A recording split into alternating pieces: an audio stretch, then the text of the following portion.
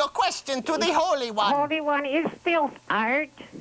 Filth is art only if you look at it with shit-filled eyes. You have much to learn. Austin, Texas. Selected as the capital of Texas in 1839, Austin is an important center for government, education, high technology, and the arts.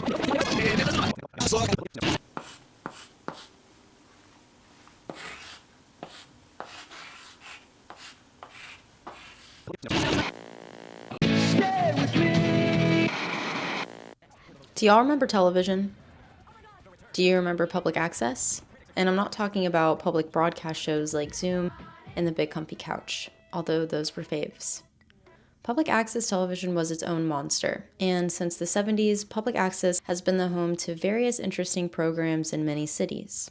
One city specifically was a dark horse in this journey: Austin, Texas. So once upon a time, Austin was an extremely affordable place to live. Like, you could have a whole house for around like $300. So most people only had to work part-time jobs in order to sustain their artistic lifestyles. And I think that is the real reason why Austin was such a creative and cultural hub from the 70s until the 90s.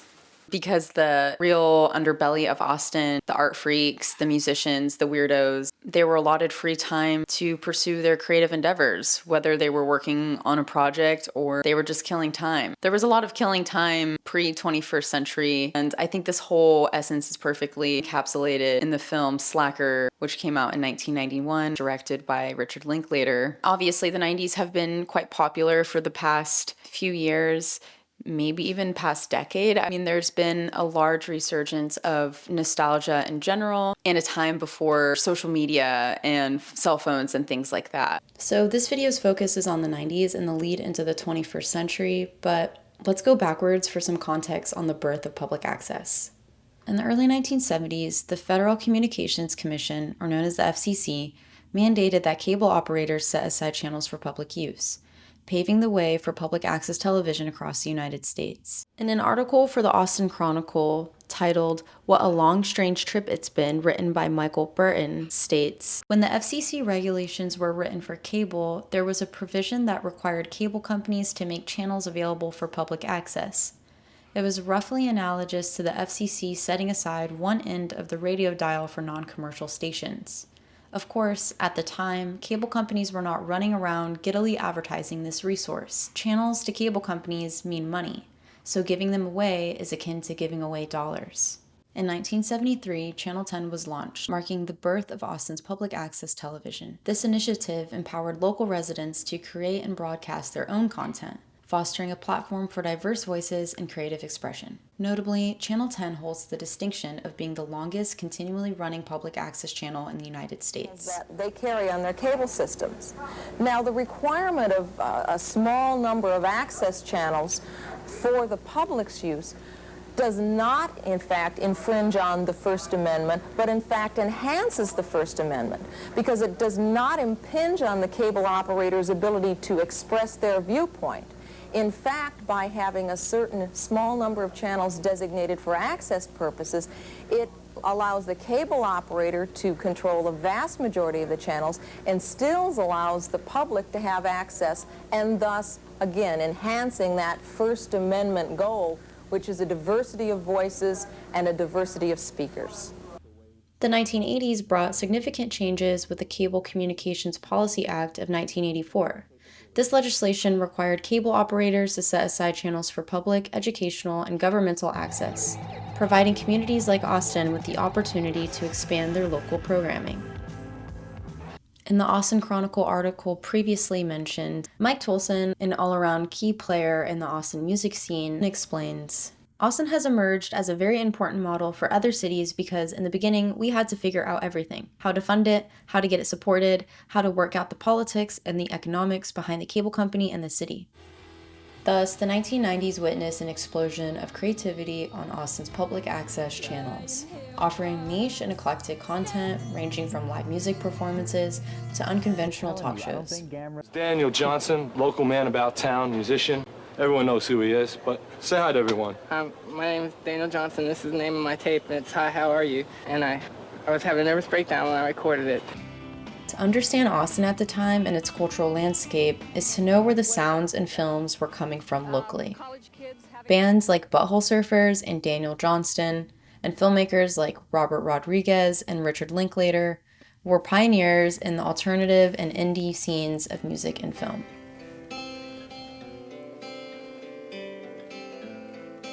Linklater also founded Austin Film Society, and today AFS runs Austin Public on behalf of the city. A fun fact / full circle moment as well is both Robert Rodriguez and Richard Linklater both got their starts on their first film and help from resources from the facility of Austin Community Television. Chuck Klosterman, a journalist and author of the book The 90s, quotes, "The decade was heavily mediated and assertively self-conscious, but not skewed and misshapen by the internet and social media. Its trajectory can be traced with accuracy. Almost every meaningful moment of the 90s was captured on videotape, along with thousands upon thousands of trivial moments that meant nothing at all. The importance of television throughout the 90s was easy to feel but hard to explain. The art it offered mattered less than the nature of how it worked and the centrality of its dominance.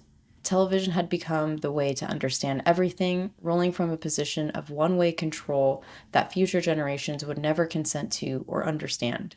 Austin Public Access just really afforded the ability to have very cool avant-garde programming that most people just were not used to seeing on television. Television was a very liminal space from the hours of 1 to 3 a.m., except whatever was playing on public access. It was really an iconic era of uncensored live television, and I think it definitely foreshadowed what would become popular as far as what we consume as media in the 21st century, like podcasting, vlogging, and streaming. I think the perspective of what was considered to be highbrow versus lowbrow, it was blended together as in the 90s, programming that became most popular were to be led by real people. It seemed like the community wanted to turn the cameras around on themselves, and the viewers were equally interested in watching this, specifically like the late night call-in shows. Some of the shows that were on public access that were popular were Show with No Name, The Real Deal, Alex Jones, The Atheist Experience, Old Biddy Clown Time, Magic Video, Capzeyez, Kevin Booth's Random Videos,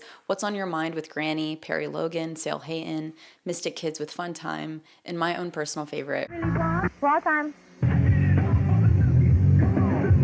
Yeah, Raw time? you trashy bitch.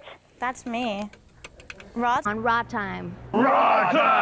Truly raw time. And we're in sync. And you're watching Raw Time. Time, my time, the raw time. You're watching Raw time. Raw Time. Raw time. That's Raw Time. Raw time. We're getting raw on. So Dave Pruitt is a notable figure in both Austin's music scene and the public access sphere. His programs Capzeyez and Raw Time were instrumental in promoting Austin's diverse musical talent, offering exposure to artists who might have not had access to mainstream media outlets. Driver Friday, though. All right. All right. Peace. Dave quotes, "With my library going back as far as 1986, I've produced many programs, the first being Capzeyez, which is and will always be my main focus. Its format is covering unsigned, unheard of bands live as it really happens. Out of the desire for requests from bands people had actually heard of came Raw Time."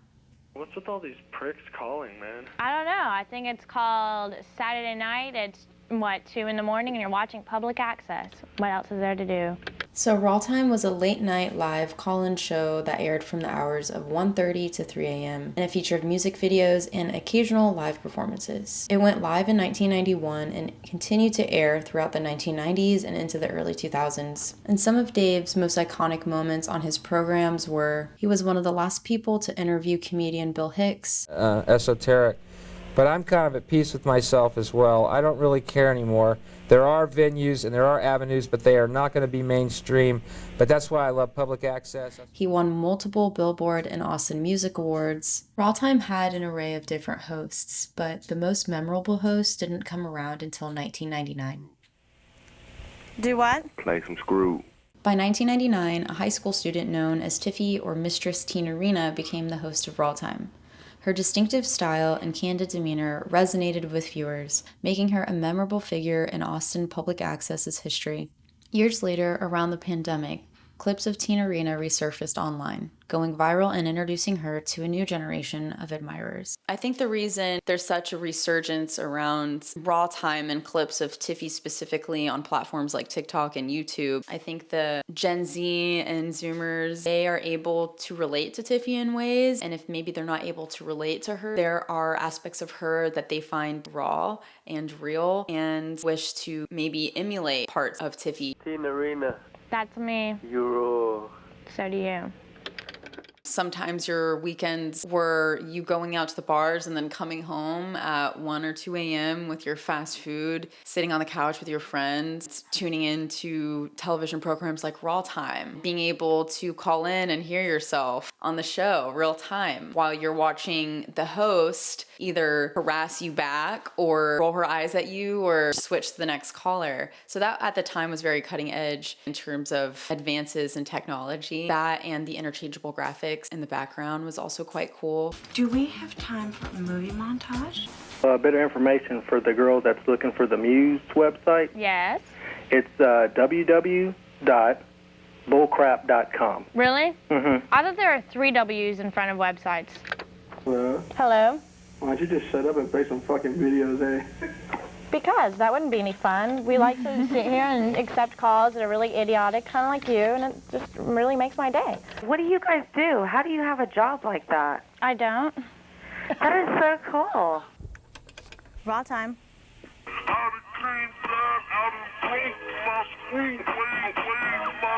Okay. Raw time.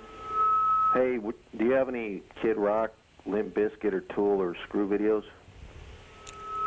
We do, but I don't think we're gonna play them ever. Raw time. Hello? Hello. Are you playing music on this, or what is this all about? Yeah, we have 3 videos and me, then 3 videos and me, then you, then 3 videos and me, then some of you, maybe a little bit more.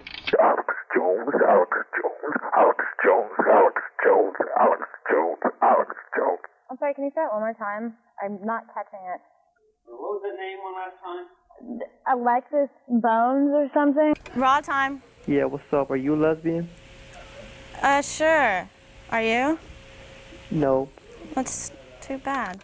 I think Tiffy was special because she actively participated in her subculture. I think she wasn't afraid to be authentically herself, and that resonates a lot with people. Public access programs were so niche and so avant-garde that they definitely maybe could have inspired programs that we eventually knew as mainstream. Shows like The Tom Green Show and Jackass and Total Request Live. They even did a skit on SNL in 98 and 99, I believe, called Goth Talk. It was based on a public access show in Florida about these 2 goth kids. Just sounds a little too familiar. Channel 33, Sunshine State Cable Access.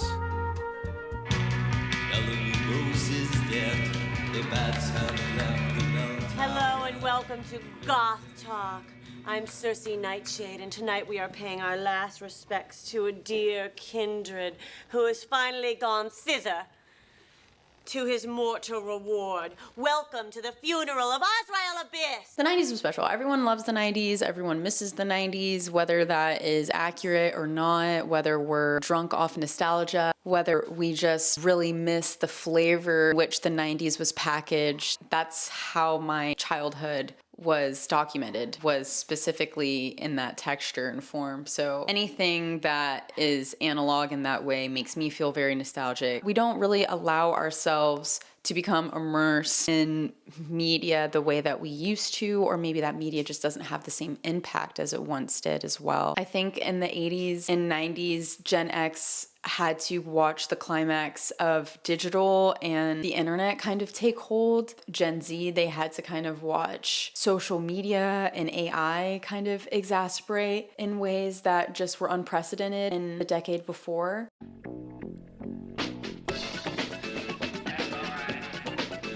I think right now, subcultures and fringe cultures are becoming more mainstream with platforms like TikTok, just due to the accessibility of algorithms being perfectly curated for you. So they have access to obscure media and music that maybe the Gen X generations and generations prior really remember what it was like in the age of discovery, physical media, and going to these physical stores to sift through records at the record store and videos at the video store. Not to say that specific subcultures just don't exist. I just don't think that there are places and venues the way that they were in the 70s, 80s, and 90s that really allowed these subcultures to flourish in ways that they aren't able to now. And maybe younger generations are more understanding that these spaces are moving online. While digital platforms have democratized content creation, the nature of 1990s public access TV holds a nostalgic charm. It was a time when dedication to one's media meant navigating the challenges of live television,